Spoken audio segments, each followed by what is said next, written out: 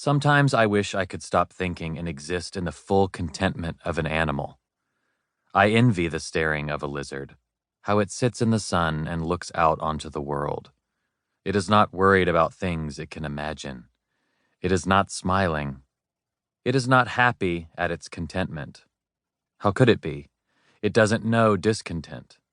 If it is scared for a reason, for a danger it can sense and see. It is not imagining what could happen 10 years from now. Its mind is perfectly present, free. But we are not like that.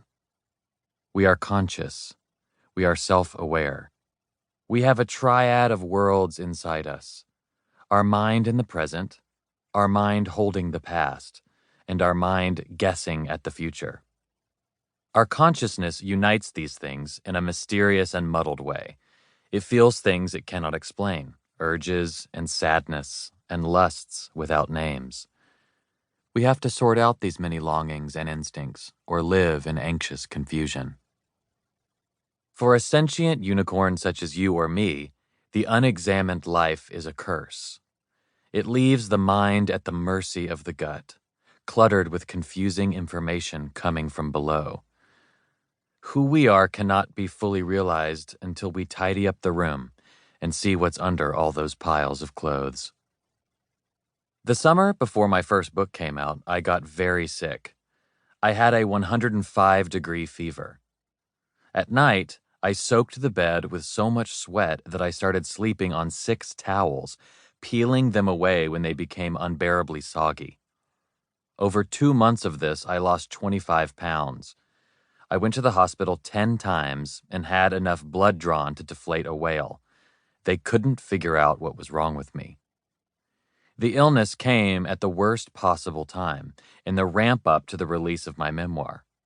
In the book, I had written about my struggle to be a good church kid from Tennessee in a family who loved me but thought being gay was a death sentence. For weeks, I'd been going back and forth with my mother about things she didn't like in the book. Things she thought were unfair representations and caricatures.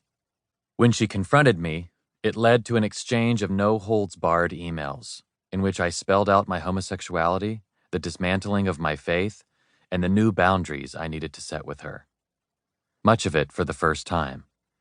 She was willing to listen, but wounded, and she wrote with a firmness in what her faith said about me. By the end, I basically told her I was prepared to walk away from the family. I remember shaking as I typed those emails. I love no one more than I love my mother, which is why she can rock me and warp my spine. I knew I had a story to tell, one that I desperately needed to read when I was younger.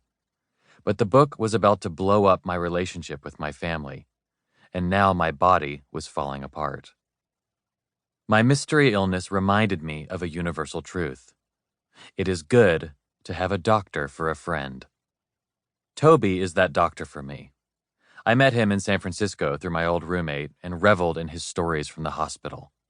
He's worked in the emergency room for years, and my God, the things he has seen. The things people stuff into their body's orifices are impressively varied.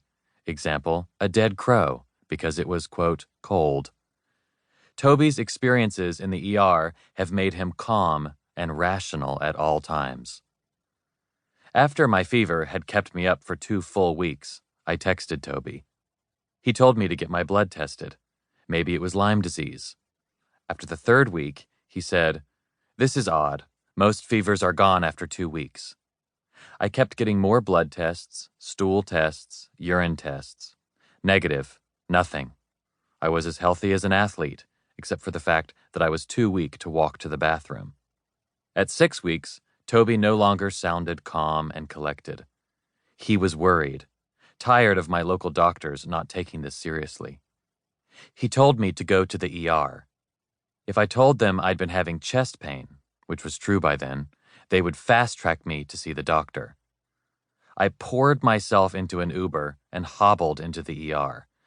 The doctor looked at my most recent test results with a furrowed brow. "You could have testicular cancer," he said, looking up from the sheet. "Drop your pants, please, so I can check." Cancer? Yes, The fever could be your body's way of trying to cook it and kill it. Wow. I had thought I had a flu, maybe, or Lyme disease. Cancer never crossed my mind. I stood up and pulled down my pants and underwear. The doctor felt around while I braced to hear words that would change my life.